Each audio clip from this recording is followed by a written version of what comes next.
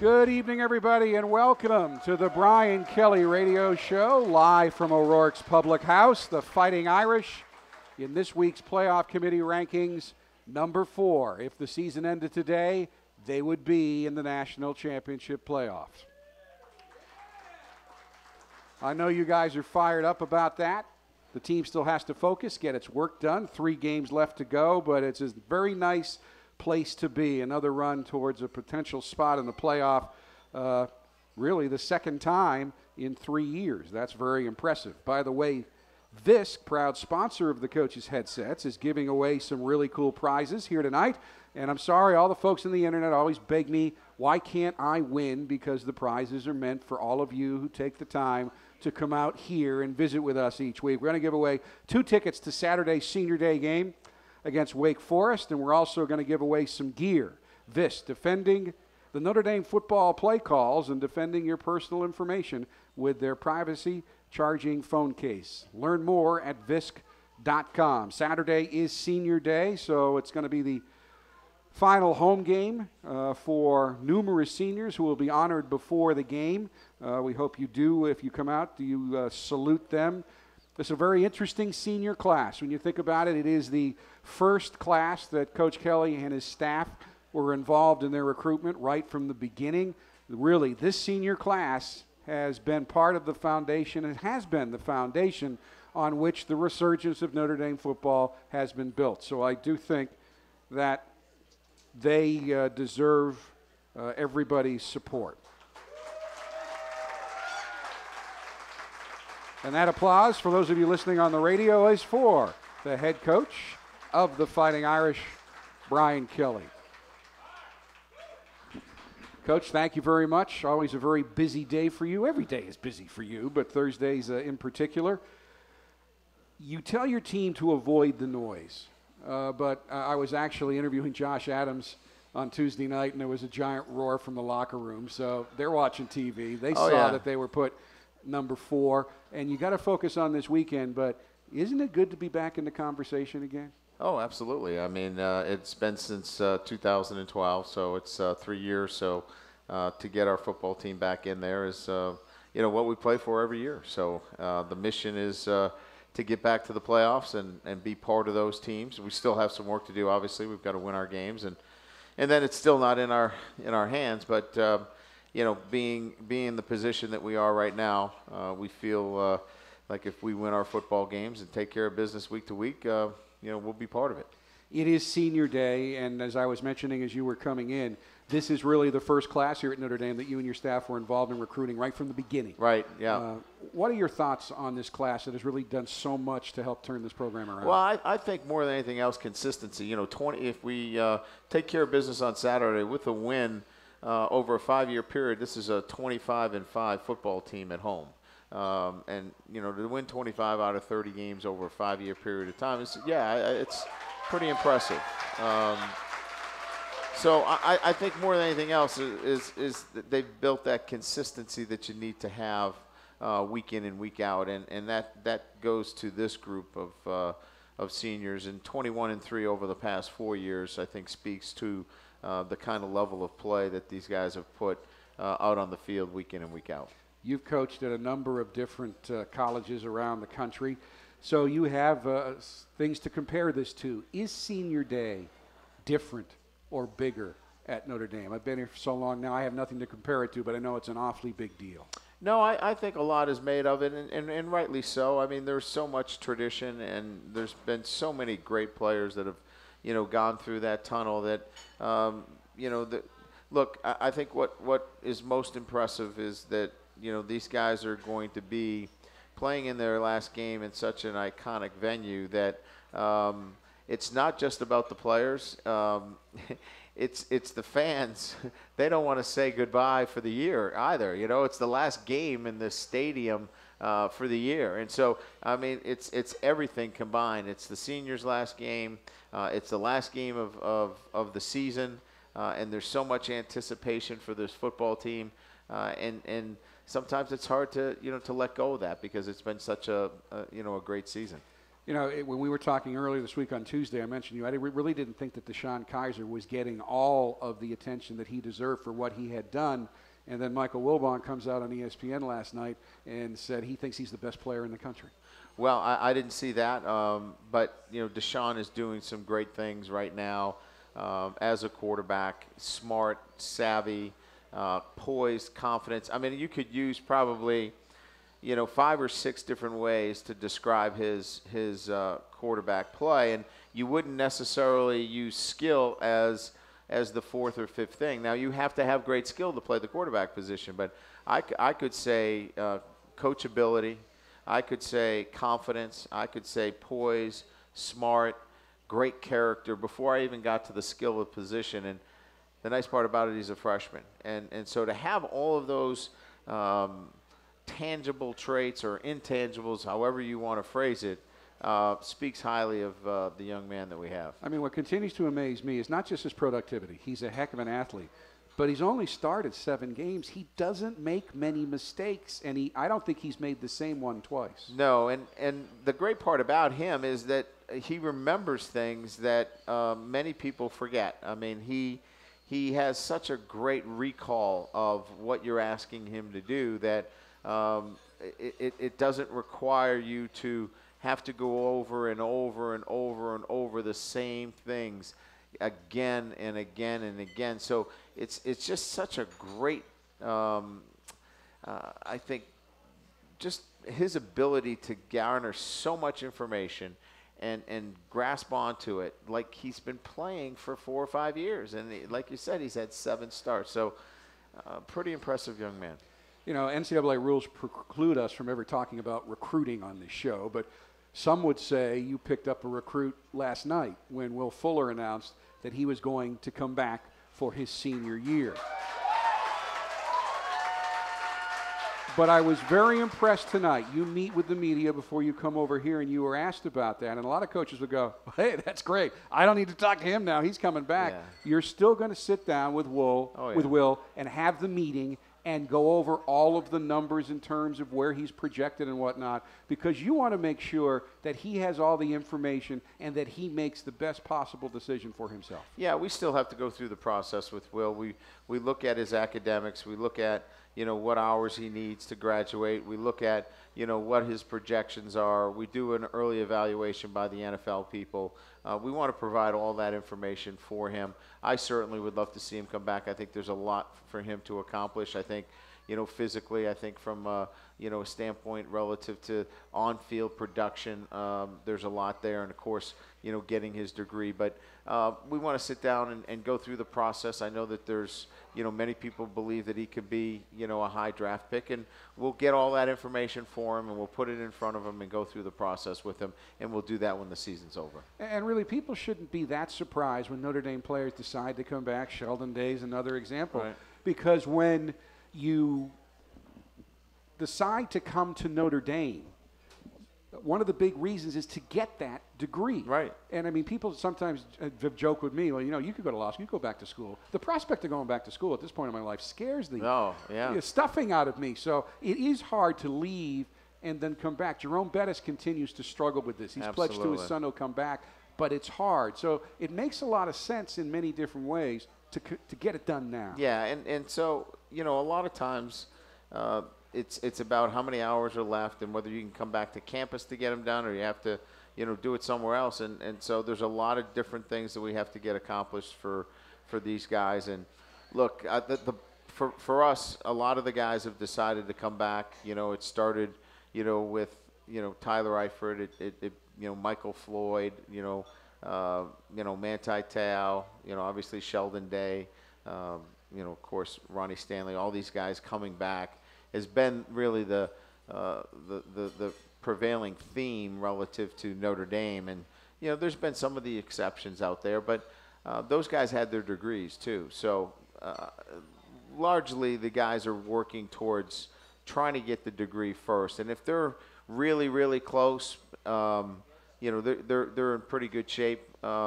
but they can be a high draft pick and be set up for the rest of their life. We're going to look at both sides. I know I joked with you during the TV show on Sunday that this next man in thing's getting ridiculous. Oh, yes, it is. From this perspective, you had a lot of it last year where guys came in and played well. Yeah. This year, you have guys coming in over and over at key skill positions and putting up incredible numbers. Well, I mean, I think you just, start with the quarterback, but don't finish there. The running back position, has been key for us. Tight end now, we've had to, use 3 different tight ends. I could go on, but again, look at Josh Adams in terms of what he contributed, 147 yards, against a very, very stingy Pitt defense, and very impressive young man in Josh Adams, another true freshman. 147 yards against Pitt. The folks here and watching online are seeing some of the highlights that he had against Pittsburgh, and then when we talked to him after the game, you gave him the game ball. Yeah. He sat there and said, well, I didn't think I was going to get the game ball. Look what Kaiser did. I mean, look Yeah. what Fuller did. He goes, 5, 6 I just touchdowns. thought I was doing my job. Yeah, he's a very humble young man, and that's what we love about him the most, in that, he just comes to work every day, practices hard, does all the little things the right way, and comes from a great family, and just love the young man and the way he does the things that you ask him to do. We have lots of things to do here on the rest of the show, lots of audience questions, and of course,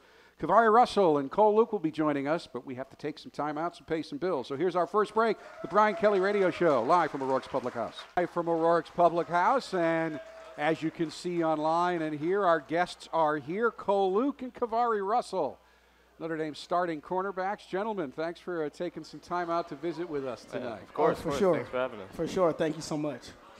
Talk a little bit about how close the two of you guys are playing that same position. It's strange. Like, I think, and actually elaborate a little bit more. You talking about close as in like relationship? Relationship, yeah. Not on the field. Because we don't want you real close a lot because you play on opposite sides of the field. Yeah. If you're next to each other, that's not working out well. Because we're different classes, I think we're not as close as we probably would be, like I said, like as we came in together, like I said, he's 2013 class, I was 2012.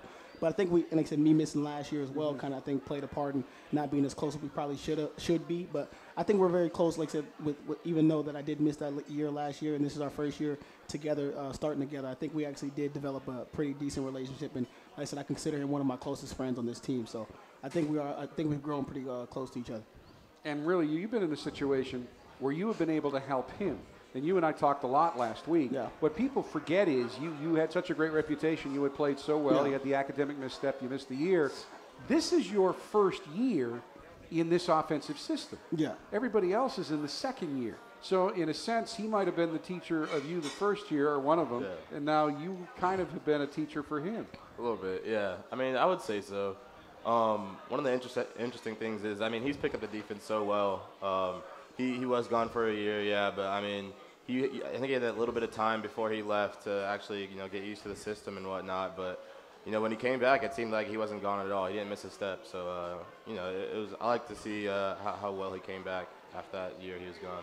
So. I mean, yeah, just to touch on that, yeah, he definitely did help me out a lot. Like I said, Cole Luke's one of the smartest players on our defense, and I think he did a great job. Like I said, whenever I had a question as far as, I said, how to handle a certain route, how to handle a certain a scheme against like different offenses, I think Cole Luke did a great job with that, with helping me out.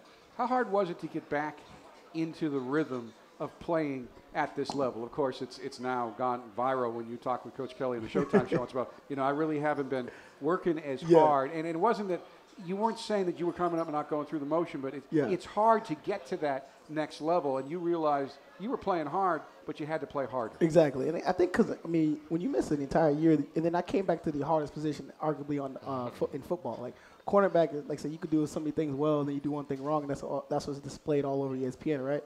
So I think that was the toughest thing for me. I think just understanding, like, this is a position that each and every day, each and every play, you have to work on your craft. And I think, like I said, I worked my butt off each and every day like I always do, but there'd be some plays maybe if the ball wasn't coming my way or if the ball was going the opposite way, you might take that play off for granted. You can't do that at corner because you're going to develop bad habits. And I think throughout the first half of the season, I probably did that on certain plays. Like, okay, it's not coming my way. I can take it easy. But now, I said after the bye week, I realized, okay, you have to go hard each and every play as if the ball's thrown your way each and every play. So I think that's what I started doing. And I said it paid dividends for me in the last few weeks. Playing corner, especially in this defense, where you're playing press man-to-man by yourself a lot with all the pressure, you're going to get burned occasionally. So, Cole, talk to me about when they say you have to have a short memory. Yeah, I mean, first of all, like you said, our defense is one where we're always going to be attacking the offense no matter what, no matter who it is. And, me and Key, we're definitely used to being left on the island. Coach Van Gordo tells us, just have a good day. You're on your own. So, you have to have a short memory because, you're going to get beat deep. That's it. We try to limit those mistakes that we make and whatnot, but it's going to happen. And I think a good corner who has a short memory can, make a lot of plays on the field. So. Well, and I know that's been a focus to eliminate the big plays because that was probably the one flaw with this defense that has put up good numbers. You were giving up a lot of big plays. That's been slowed down against USC. And then last week, Tyler Boyd, very good athlete, but he had one big play late that I know was a breakdown, but you limited him, and the two of you did most of that. Exactly. It's literally about discipline and doing our own job. And that's what we've been focused on this week, the word focus. We just got to focus on doing our own job. And I think, like I said, at times this year we haven't been doing our own job. We tried to do too much. We tried to make the big play on our own instead of just trusting the other 10 guys on our team. So I think that's where, once we do that, I think we've done a great job of that this week. I think we could be a great defense, just really focusing on doing our own job. Both these guys have 2 interceptions this year. You've broken up 4 passes. You have a quarterback here. You've broken up 3 passes, recovered a fumble. You're second on the team in tackles right now with 52, 43 unassisted. So you've been in that last line of defense. Yeah. You've been getting there a lot. You've got 27 tackles. I know that 20 years from now, one of the games you will be talking about is USC because for a Notre Dame guy, that game gets bigger and bigger. But do you think to this point, interception, then the deflection to Max, who I know owes you now because you got the interception. Is that your marquee game, do you think, at this point? USC for sure. Like I said, me personally, I'm 3-0 against USC as a starter. I said I wasn't in that attack last year we lost, so I all right, be good, Cole, because you can come back here, but don't go there. He can come back. I already know he got a few things he can say against me, but we have fun with that. But for me, like I said, I tend to always play well against USC just because, like I said, I know how big that rivalry is, and like I said, for some reason, and they always have great group of receivers. Like I said, I played against Marquise Lee, Robert Woods, and then now Juju Smith, one of the best in the country. So it's one of those things you have to step up your game. When I said whether that's extra film or like just preparing harder throughout practice, I think like for me mentally, it gets me right. Aren't you a USC fan? Say it again. Weren't you a USC fan when you were a kid? I used that too. I used to be a USC fan before I. But we've expunged that. We've purified you since then. Don't worry about that. Don't worry. When you take a look at where this team is right now, and I know it's avoid the noise, but that doesn't mean that you put your heads in a bag and don't pay attention. As a matter of fact, I was trying to interview Josh Adams on Tuesday night in one of the meeting rooms when there was an explosion from the locker room when they announced the top 4. What does it mean to you right now? I know you got to focus on the next game, but that you are back there in the conversation and in many ways control your own destiny. I mean, it's definitely a good feeling, like you said. We were pretty happy when they announced the top 4 on Tuesday, but it's just one of those things that we can't let it, distract us from what our main goal is this season, and that's just to be relevant. Right now we are, so we want to keep that going. And, it's definitely easy, at this time of the year, the end of November, for teams to kind of fall off, but we want to keep going in that peak direction. So. Now, you're known to be a talker. A little bit. Is this something you bring up on the field? A little bit. Just a little bit. Just not as much as I used to, but just a little bit. Just a little bit. What's it like trying to stop Will Fuller in practice? He's a great receiver. Like I said, arguably the best, probably playing the best football at the receiver position right now. And like I said, it's a great matchup for me and like I said, Cole Luke as well, just because you're playing against the best. So when you go into each game, you can mentally tell yourself like you're not gonna get much better. So you can play with extreme confidence because like I said, Monday through Friday, you're playing against. Like I said earlier, arguably the best player in the country, and he brings his all. Like I said, he doesn't let up no matter what it is, 1-on-1, 7-on-7, a tempo period where we're supposed to go 80%. He's gonna go 100 against us. So I think it's one of those things that he mentally gets you ready. Were you guys surprised when he went ahead and told the press last night he was coming back? No, I mean, like it's one of those things. I don't know just because it's his decision, right? Like it's one of those things. He's done well in the school classroom and off the field, so it's not really a surprise. It's something. It's really his decision. I know every single kid on the team has come here to get their degree. Mm-hmm. So, but that being the fact, I'm not surprised that Will announce he's going to come back. So. You guys are both in Mendoza. Yeah. I mean, right now you're majoring in information technologies management, which means computers, which scares me to death. That's why I didn't do it either. Don't worry. And you're in management consulting. And again, talk about a guy who came back. You obviously had every reason not to, and you wanted that degree as well and get back on your team. So for this group, that is one of the main reasons that you come here is to get that degree. So it's got to be harder to leave here than a lot of places. Yes, sir. I believe so. Like I said, I think that's what it is because I said you don't just come to Notre Dame just to play football. You play at a high level. I mean, for football, obviously, but you're coming to one of the best schools academically and one of the most challenging schools academically. So you want to use it for what it's worth. Like I said, one of the best schools in the country. You don't want to just leave early and like I said, you could possibly come back and get your degree, but for some people they don't come back. So it's good to. I mean, you want to come back, knock that out the way, and then after that, 4 years. 4 years you graduated, and then you can go to the NFL. So that's the main reason why I came back. I could have easily left last year or transferred, but I came too far not to get a Notre Dame degree. So I think it's just we know how meaningful and how impactful a Notre Dame degree is. Oh, and I don't know if you guys talked to Jerome Bettis. Great guy. Yeah. Pretty good student, and he's promised his son he's going to come back. I mean, he's had so much success. He's got so much going on. It's hard to come back, to go back to school. So I also like how smart you guys are with social media. Now, is Kavari R6 really you? Is that your new account? No, it's just K Russ 6. Well, it says at Kavari.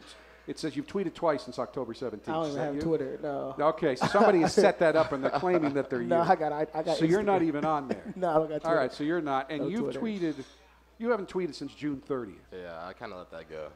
But see, I think that makes sense because especially for guys like you, Twitter and social media. I mean, I'm supposed to engage with people, and I even now tweet stuff back to some people who have irritated me, and then I just hit delete because you can just get in all kinds of trouble. You can because it's as much as you say ignore the haters, ignore the noise.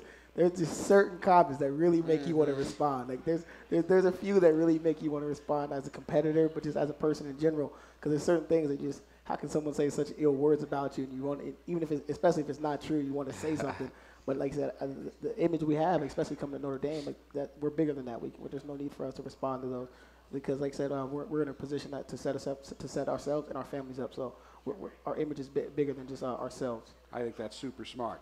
And you guys are going to do a great job on the 60-second drill coming up right after this timeout on the Brian Kelly Radio Show, live from O'Rourke's Public House. Welcome back to the Brian Kelly Radio Show, live from O'Rourke's Public House. Now, I've lost the question for the players in here somewhere, but I remember it. One of the fans here wanted to know, how do you know when to turn around and look for the ball when you're covering a receiver? A lot of times you really don't, to be honest. There's some signs like the receiver's eyes will get big or something, but there's some guys, I mean, they look last minute just like we do, and the ball could be there and get there before we turn our head. Because there's times this year where you turn our head and you don't even see the ball caught, and also you turn around and you got the ball in his hand running, like, whoa, what the heck? So it's tough. But I think it's just once you get in good position, you can turn around. Same. I mean, you can tell by his facial expression. His eyes will get big. Obviously, he played through his hands. His hands will come up in the air. So it's definitely hard. That's the hardest part about our position. Like Keith said, you'll look for the ball, turn back, he has the ball, and it's definitely difficult. Now, every now and then you're going to get flagged. Yeah. And actually, college football, sometimes it's a good play because it's only 15 yards. Yeah. But I know you both, yes, especially you, will chat with the official about what do you tell them? How do those conversations, do they explain to you what they call? Do they go, son, get away? What do they do? They actually do try to explain. I mean, there's some of them. But with me, I always tell them before the game, let us play. Like I seen Patrick Peterson do it. He's in the NFL. I seen Patrick Peterson tell the ref to let. And how is that? So I start doing that too. Does it work? You think sometimes? I told him to let us play against Clemson, and then they called a PI on me later in the game. So I don't think it worked that game, but it usually does. All right, here's the 60-second drill. You can alternate. You can come up with one answer, whatever you want. Favorite all-time movie? I'll start with you. Dark Knight. I love 300. Okay. I've watched that like 5 times, too. Yeah. Player on the team most like you? Ooh, probably Elijah Shoemate like me. Okay. How about you, Paul? Nick Watkins. All right. If you have any time to watch TV, favorite TV show? Man, Fresh Prince is nice. George Lopez. I used to Right now, probably Entourage. All right. Most famous person you've met? Ooh. I met Jamal Crawford. Wow.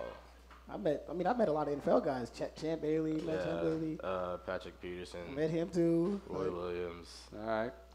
Place anywhere in the world you would like to visit? I want to live in London for like 2 years. Same. Really? I Same. actually do. I want to live in London for 2 years for like London. after NFL. We have some folks here from London. They've submitted a question. We're going to get to that in our next Nice. segment. If you were a professor, what class would you teach? I'm big on theater. I love acting. Like I said, like I Nick knew said, that. so I'll probably teach theater. Jeez. I'd probably teach a business course like stats, just because it's super hard, and I'd love to see the students struggle like I did.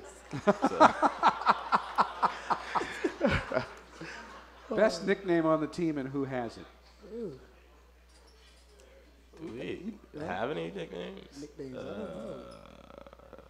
I'm not sure who I As much as you talk, you know, nicknames? All right. well, Coach Van Gorder has nicknames that he gives us. yeah. What's yours? Can you say I it? don't. Do I have one? No, you really. I'd say chicken. He calls Max Chicken Hawk for some Max reason. Chicken Hawk? I don't know what it He is. calls back chicken hawk. To this day, I don't. It's like I forgot what cartoon it's from, but it's the little chicken dude. Yeah. I Yeah, forgot well. what cartoon it's from. What's your favorite place to hang out on campus? Me? I'm probably La Fortune. I like La Fortune. La Fortune's very relaxing. Basement of La Fortune. I recently found this place in Mendoza that has like a bunch of beanbag chairs. So that's my new nap spot. Where's that at? It's like hidden, bro. Where's that at? I don't know. Like it's like Narnia. Bro. Never heard of that. One thing you always hear from Coach Kelly at practice. What are you doing? It's his go-to. That's just everything's go to. I was thinking about something else, but go ahead. You got it. That's All right, a good one. How about Coach Light? What's the thing you hear from Coach Light all the time? That's another one that came through my head. There's so many. How do you want to look on Saturday, Cole? He always says that one a lot. Can't catch it with one hand, but then he'll say, This is what he said. So he said, like he has two things he always says. Like so he says receivers can't catch the ball with one hand. So he always says like if you could take one hand away, do that. But then when we drop a ball one-handed, he's like, if you could touch it, you can catch it.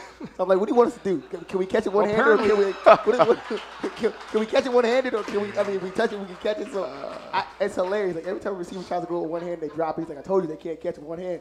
Then we go up with one hand. He's like, if you could touch it, you can catch it. What's going on? I'm like, they play receiver. They can't catch it one-handed. We play DB. It's gonna be tough for us too. Like He's saying that you guys are better athletes than the that's receivers. basically what he's saying. It's true, just though. funny, like the It's true. contradiction he had. Like it's hilarious. Funniest thing that's happened in practice this year, beyond that. I got film room, which one? Ashton White. Bro, don't. Go ahead, say it. You got it. You gotta go. You ahead. brought it up. You Go got ahead. it. Let me hear yours first. I'll say it. Cole, go. All right, so we were in the film room one day, and it's a had to be there moment. But I think Ashton White did something that he wasn't supposed to do on the field, like he made a wrong call or whatever. And then Coach Van Gorder was chewing him out. You know how it is. And then Ashton stopped him. He's like, Coach. I'm going to let you finish, but Coach Light told me that. And he just ratted him out. Like, So it 'cause was it just hilarious. as a So player, he hung Coach Light out yeah, to dry. as a player, even if another coach did tell you something, you take That's it. something you do, yeah. You It's just just take like- it, like okay, whatever. But it was just hilarious, like I said, just to see it. Like all of us were sitting Okay. back laughing. 'Cause he was like, I understand, Coach, but Coach Light told us. I was like, oh my God! So that was a funny moment for all of us. We all just busted out laughing. It That's was a great hilarious. story. Toughest player to tackle on the team. Oh man, the tackle.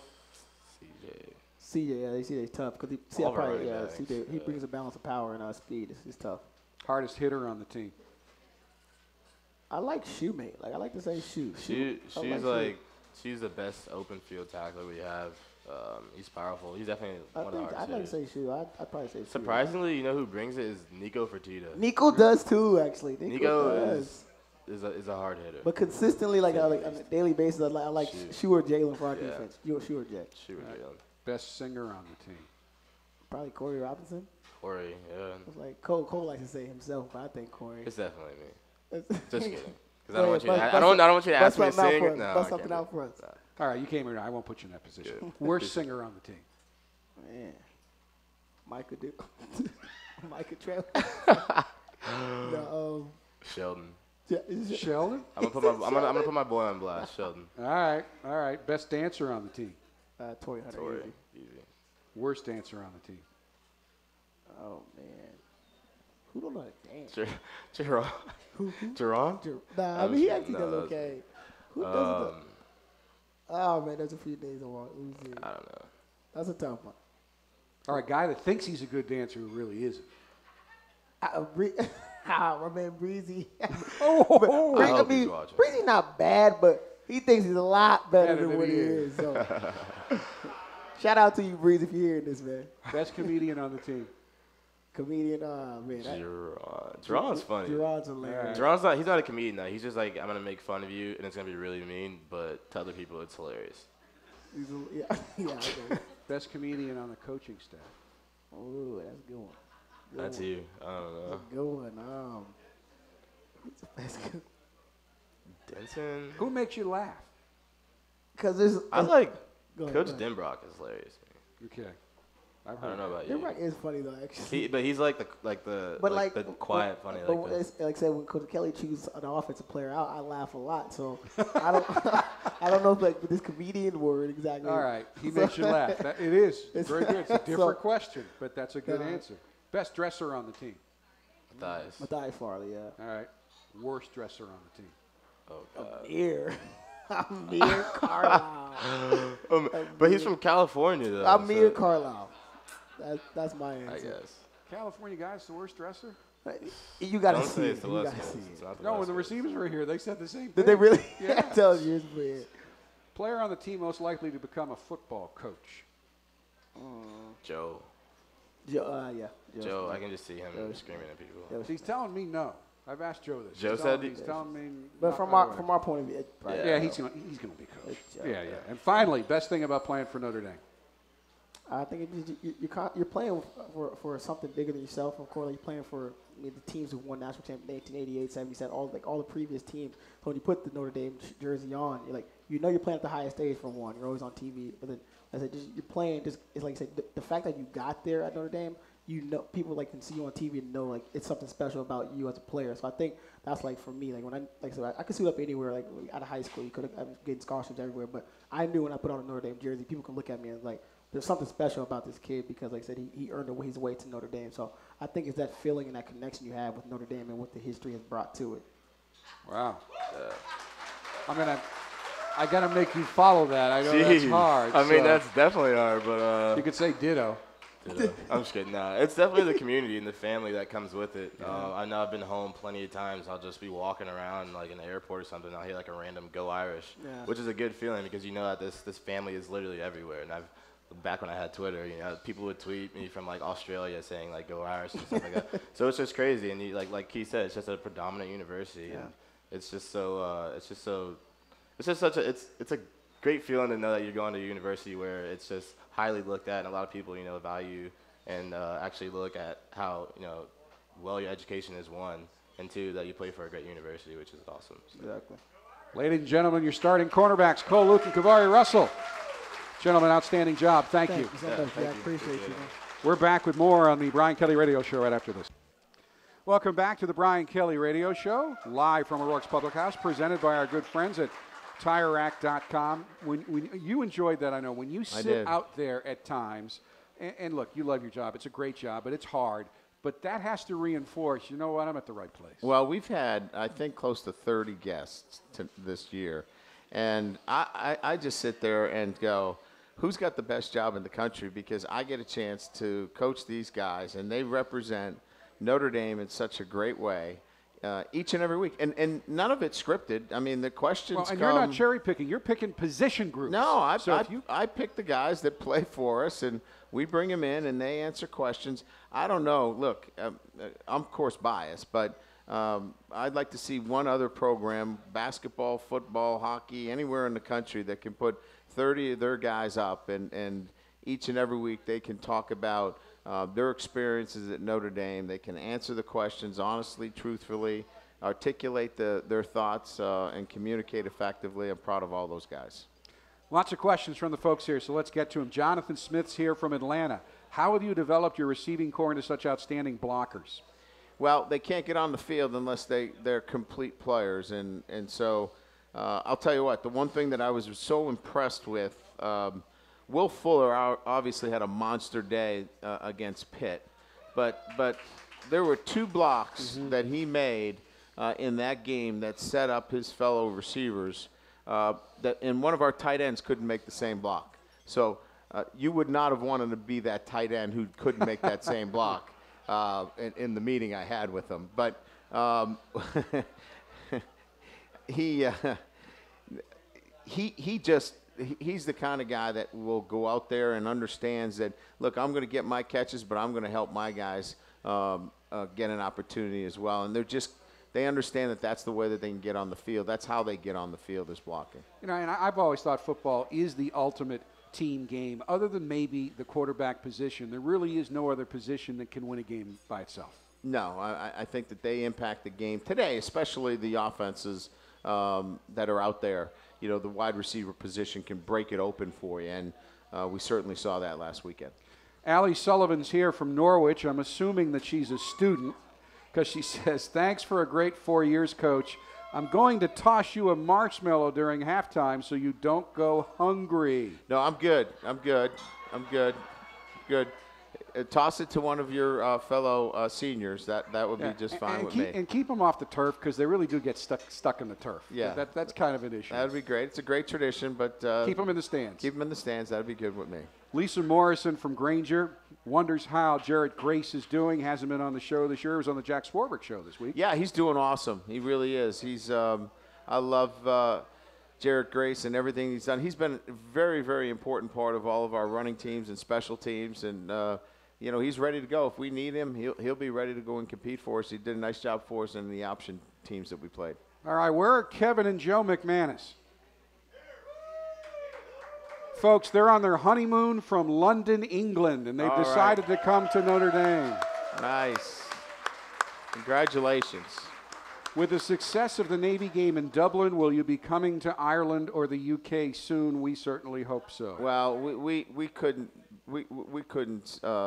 speak highly enough about how we were treated. What a great trip. It was just an awesome trip. Everything went so well, and you know, if we could pull it off every couple of years, we would do it. It's something that it will always be at the front of the conversations, and we'll continue to work on trying to get back there. Well, I had more free time than you did on that trip. That was the best business trip I've ever taken. I'm not going to tell you why, although the bartender behind the bar at the Guinness Distillery's name was Jack Nolan. So I had a pretty good time that night, I'll tell you that. Suddenly the really good stuff started coming out from behind the bar. Richard Hoffman, Fenton, Missouri. Are you expecting to rotate more players to keep everyone fresh for the last 3 games? Well, we need to play, you know, as many guys as we can. Certainly, you know, the depth is one that has been tested this year relative to injury.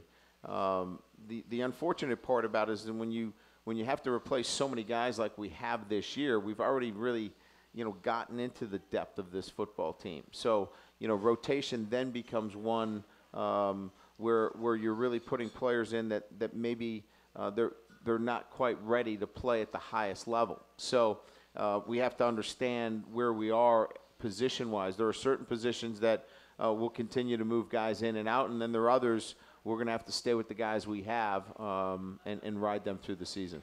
Brian Archambault is here from Osceola, and he's been trying to get this question in. So all right, Brian, let's go. Have you considered more player rotation at the various linebacker positions in our base defense? So in other words, how do you decide playing time at the linebacker positions? It's strictly based upon who the best guys are, and you know, our best guys are on the field. Those guys that grade out consistently at the position are the guys that are playing for us. And so the starters that are out there are clearly the better players. We're there, you know, about 88 to 90 hours during the week. We see all the film. We see the guys that get the limited reps in terms of what they're doing, and you'll just have to trust that we're putting the right guys on the field. Right, it's the total package, and I'll go right ahead and be blunt here. You know, people talking about Joe Schmidt. Yeah. You watch him all the time in the games. I do all the things he brings to the table. He's the best guy. Yeah, Joe's 15-2 as a starter. How's that? And when he hasn't started, you have a losing record. When he hasn't started, we have a losing record. So we like Joe in the lineup. What is the latest on C.J. Prosise? And if okay, will he play on Saturday? Larry Pizzilli from South Bend. Yeah, C.J. went through football activities today and, you know, had a good day, and we'll see where he is tomorrow. Coach, this is Kathy from Granger. Players used to be able to buy insurance if they stayed in school. Can they still do this, and do you encourage them to do so? Not really. I don't think it's a great value for them. the loss of value insurance has not paid off very well. We've had a couple of test cases, and lost value relative to an injury means if you were projected maybe to go in the first round and an injury now would put you into the third or fourth round, it's hard to prove that the lost value has a true net differential that can be proved in a court of law. And we've seen a couple of cases that has not held up. So it's available to players, but we're seeing less and less people pick up the insurance piece of that.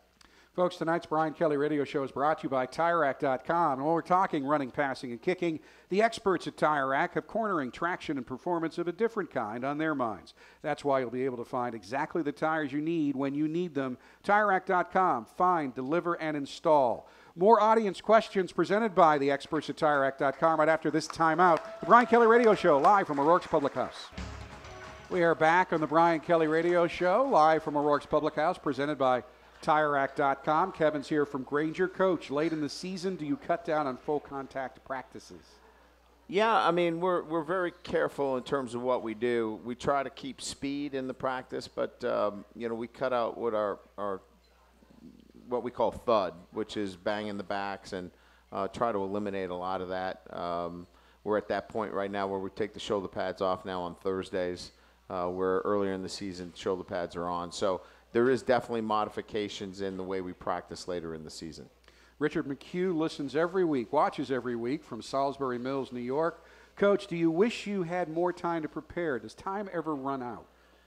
Yeah, it seems like for me in particular, if we had about 10 more hours on a Monday. Monday is one of those days where you just don't seem like you have enough time, to get everything in before you get out on the field on Tuesday. So it feels like a newspaper deadline, that, Jack, yeah. Where you got to get the story in. It's got to be on time, or a live shot. You got to be there at 6. You got to be there. Monday feels like that. Tuesday, it then becomes the players are there at a certain time, and you're in the routine, and it is what it is. But Monday's that one day where you wish you had a little bit more time. Carol Barber comes just about every week. She's from South Bend. Coach, will we see much of Winbush on Saturday? I hope not. I love him. He's a great quarterback. I say that only if we have to see him early, it means we're not doing things the right way or we have an injury. Now, if things go the right way, I'd love to see him.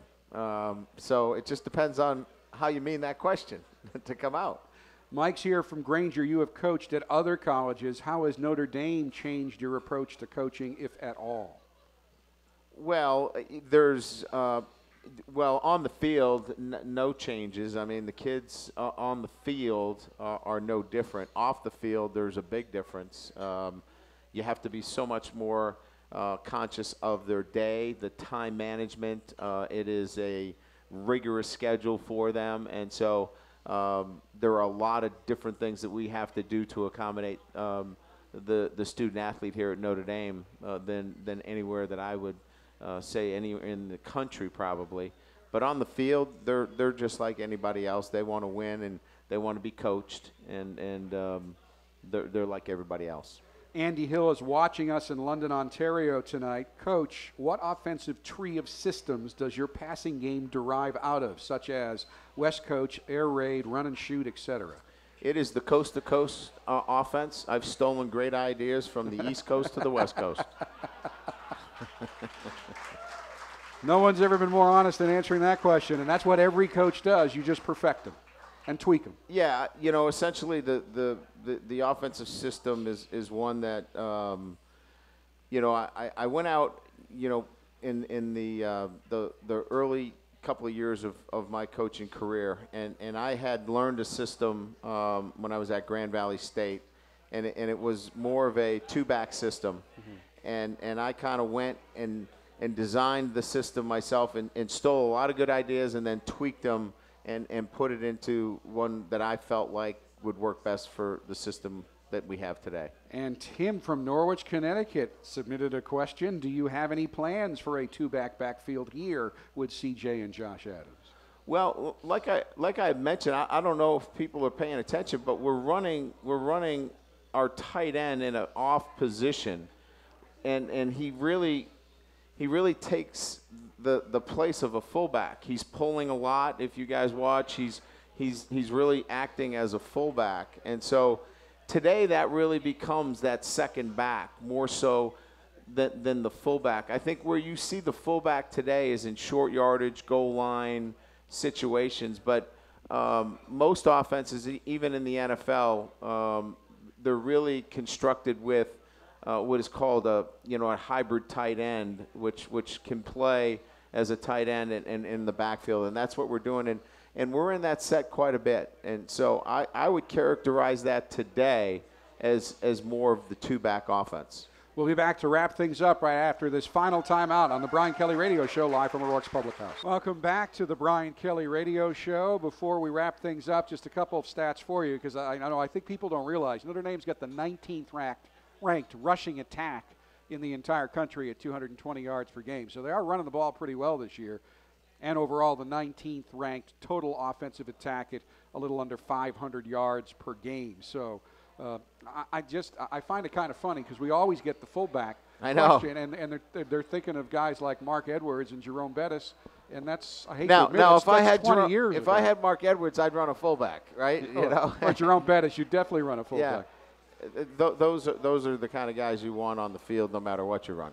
All right, let's talk about this Wake Forest team. Yep. They have a very solid defense. And again, people lose sight of this. Winning at this level is hard. You have to play well to beat Wake Forest. Yeah, first of all, Dave Clawson, an outstanding football coach, has built programs similar to my background in the sense that he started at the lower level, has worked his way up, has had great success in the MAC, so I have a great deal of respect for what he's done.